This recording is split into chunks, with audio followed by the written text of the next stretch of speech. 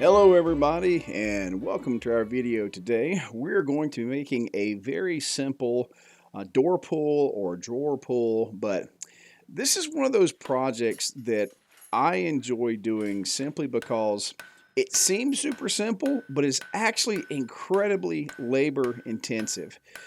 So as simple as this piece is going to be, it's going to be a lot of elbow work. The stock that we're starting with is a 5/8 maybe 3/4. I didn't even check. I completely just pulled this one right out of my hind end. But what we're going to be doing is we're essentially going to be making the leaf style pulls that was very common in the 1700s here in America. And the way we start this off is by forming a point and then basically using a fullering tool to isolate a little blob of metal. This is essentially making a decorative steel leaf. If you've ever seen me doing my shows at the Perry National Fair, things like that, it's essentially making a leaf. You isolate a piece of tapered metal and then spread it left to right very aggressively. Now, doing this, there's a couple things here you guys are going to see. Now, the fullering tool that you're seeing here is an excellent tool to have, but it is very easy to overdo it. And what you're going to see, this is going to cause problems a little bit later. I've thinned that pretty aggressively. And the fact of the matter is I shouldn't have. I should have left more beef on there. But we're going to work it out. So now that piece has been isolated, we're going to hammer the snot out of it, and we're going to spread the material left and right. The original pulls were very thin, maybe down to a 14 gauge, so you can get a surprising amount of size out of this bad boy just by continued hammering. Going into this, again, we filmed the axe and the hammer and all this stuff in the same day, so again, my arms are screaming. I feel like I could have made these pieces a lot wider, but my decision on its size was influenced by how much my arm hated me at that point. Now, one important thing that I did here is that, first of all, when I did the fullering, I actually spread the leaf first instead of tapering what was behind the fuller. Again, I have not done one of these pulls in forever, so I am actively figuring out how to do this as we're filming. And one of the most important things about doing projects is not just knowing all the steps, but knowing the order of operations.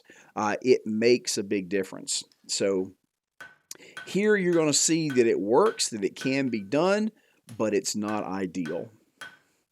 So I am drawing that taper, and in the square, of course, I'll get the length that I want, make sure that I've got enough distance in there to comfortably make the handle, and then I will actually take the edges off of it and turn it into an octagon. We're good to go there. We're going to keep everything straight, and then back into the fire to do our other side.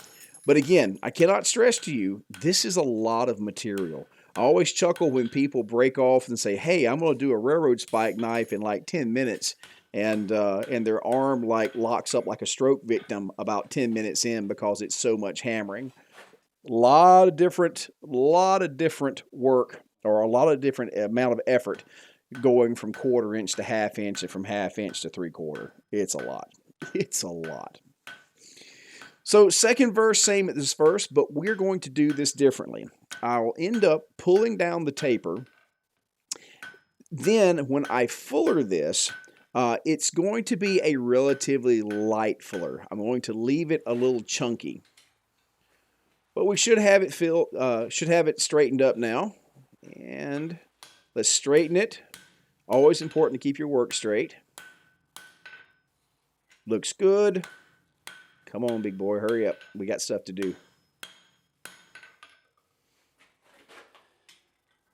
Swap it around, and now we're going to go ahead and do that other side. But let's see here. We're going to go tink, tink.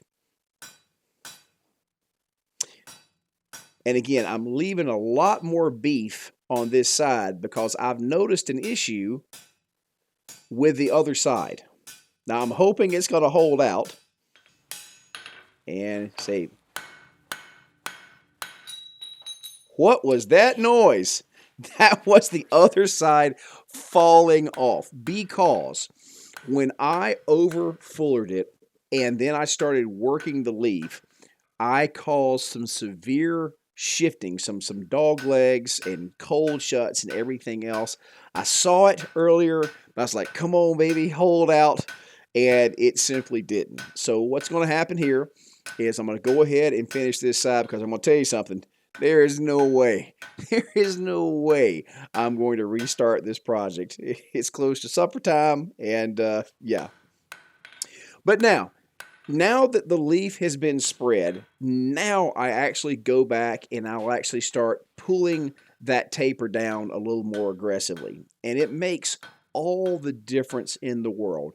Same processes, but different order, and it makes a difference. And again, this is a lot of work. This is a lot of work. There's a reason a lot of the original pulls were super thin. But I'm going to try to make that taper as even as possible, but it needs to be of a particular length. You got to figure it really needs to be at least 8 inches of handle. Now see, the great thing is I've got the taper. If it's still a little thick at the base, no problem. Put it back on the fuller and then leave it alone. So, but now it's looking good. I think the length is right, but we've got to fix a little bit of problems. So we're going to need a little bit of blacksmith magic. And then we're going to put it on the table and whoa, magically it's reattached and fantastic. So that's called MIG magic. And do not be afraid to put it to use. Using a bending hardy, I get my offsets. There's 1, flip it around. There's 2. And again, that even though that's right there on that repair, if I'm gentle with it, nobody will ever know. Except for you guys, and you're not going to tell anybody, right?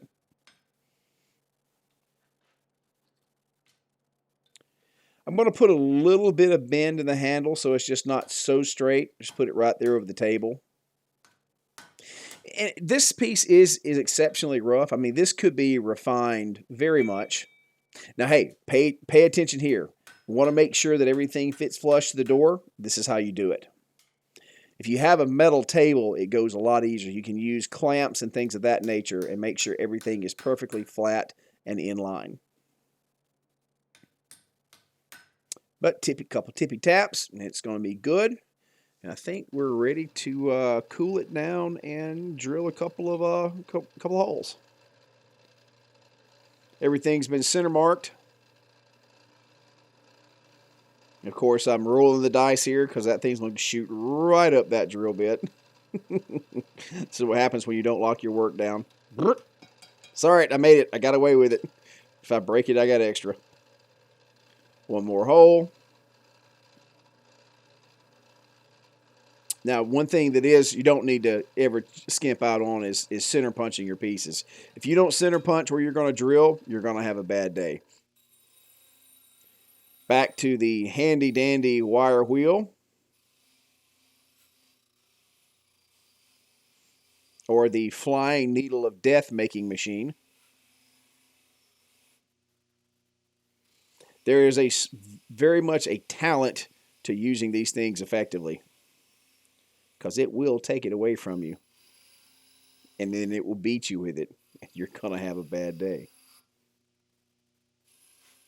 I hate that I didn't actually texture those plates a little bit more, but like I said, it was close to the end of the day.